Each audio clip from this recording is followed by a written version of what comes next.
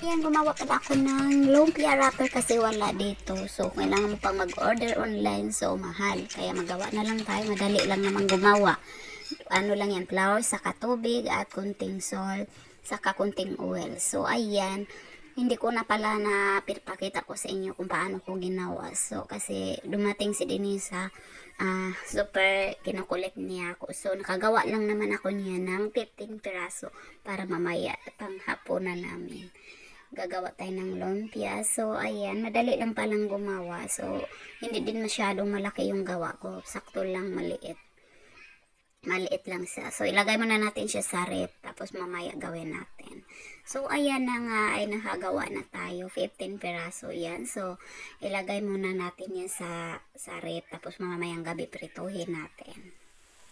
Ayan, nakaprito na tayo at nakakain na tayo ng lumpia. So, para-paraan lang, no, para makakain tayo ng lumpia. So, sinong relate na dito na walang lumpia?